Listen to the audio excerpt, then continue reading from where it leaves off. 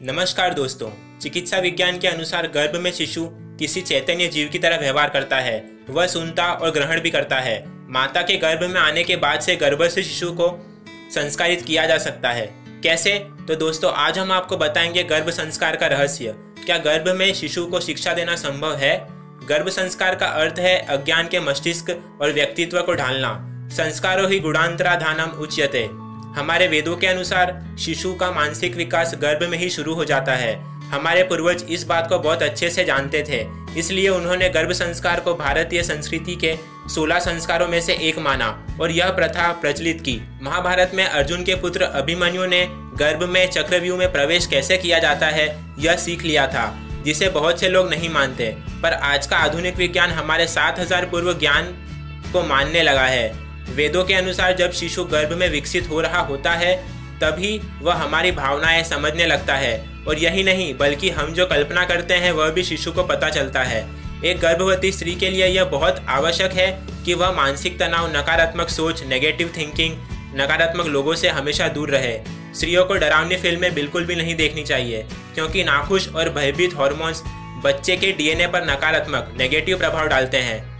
गर्भ संस्कार के अनुसार शिशु संगीत और अन्य ध्वनियों के साथ साथ हमारे विचारों और भावनाओं जैसे बाहर के प्रभावों को समझने और जवाब देने में भी सक्षम होता है।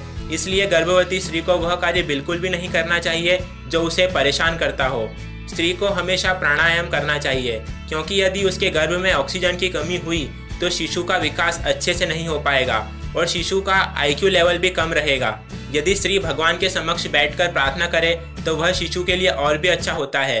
स्त्री को हमेशा साफ पानी पीना चाहिए और जैविक ऑर्गेनिक खाना खाना चाहिए। जितना हो सके उसे प्रकृति नेचर के करीब रहना चाहिए, ताकि वह प्रकृति से नेगेटिव आयंस ले सके। आजकल की स्त्रियां यही भूल करती हैं कि वह प्रकृति के करीब बहुत कम रहती है और मोबाइल टेलीविज़न का इस्तेमाल अधिक करती है, जिसके कारण पैदा हुए शिशु में भी यह गुण आ जाते हैं। इसलिए आजकल बच्चे छोटी उम्र से ही मोबाइल टेलीविज़न के आदी होते जा रहे हैं। प्राकृतिक नेचुरल डिलीवरी से शिशु में अच्छे जीवाणु आते हैं, जिससे उन्हें एलर्जी से प्रतिरक्षा मिलती है। जिन बच्चों का जन्म ऑपरेशन से होता है उनमें कुछ अच्छे जीवाणु की कमी रहती है और वह कमी स्तनपान से भी दूर नहीं हो पाती। सिजेरियन से पैदा हुए शिशुओं में प्राकृतिक रूप से पैदा हुए शिशुओं की तुलना में 6 गुना अधिक धूल, खून, एलर्जी के प्रति संवेदनशीलता होती है। शिशु का मस्तिष्क गर्भ के दौरान ही 60% विकसित हो जाता है। संस्कृत मंत्रों का सुनना बहुत अधिक लाभकारी होता है, क्योंकि यह प्लेसेंटा को सिकुड़ने से रोकता है। मंत्रों में बहुत अधिक ऊर्जा होती है। मंत्र कैरियर वेव्स हैं, जिनके भीतर बहुत अधिक जानकारी होती है। मंत्रों का प्रभाव मस्तिष्क पर बहुत सकारात्मक तरीके से पड़ता है और इनसे जादुई चिकित्सा रसायन, हीलिंग केमिकल्स रिलीज होते हैं, जिसके कारण नकारात्मक सोच, नेगेटिव थिंकिंग पर रोक लगता है। दोस्तों, मंत्र के शक्तिशाली प्रभाव के बारे में जानकारी हमारे एपिसोड 16 में विस्तार में दी गई है। आप उसे वीडियो के अंत में अवश्य देखें। तनाव और नकारात्मकता के कारण कोर्टिसोल रिलीज होता है, जो शिशु के डीएनए पर नकारात्मक प्रभाव डालता है, जिसके कारण शिशु का विकास अच्छे से नहीं हो पाता और समय भी लगता है। विशेषज्ञों का कहना है कि गर्भधारण के 14वें दिन पहला न्यूरॉन बनता है, फिर हर मिनट 2.5 लाख न्यूरॉन बनते हैं, जो आपस में जालीनुमा रचना बनाकर मस्तिष्क व नर्व्स बनाते हैं। इसके बाद शरीर व ज्ञानेंद्रियों का निर्माण होता है। इस समय गर्भ में जो अनुभव होता है वो शिशु की मेमोरी में जा बैठता है। यदि माँ खुश है तो उसके मस्तिष्क से निकलने वाले न्यूरो हार्मोन्स प्लेसेंटा के जरिए बच्चे में पहुंचते हैं और केमिकल सिग्नलिंग के माध्यम से बच्चे की कोशिकाओं पर असर करते हैं। ये विशिष्ट न्यूरो हार्मोन्स जाइगोट की सेंसिटिव कोशिकाओं को बढ़ाने व खुलकर विकसित करने में सहायक होते हैं, जिससे बच्चे का स्वभाव खुश मिजाज बनता है।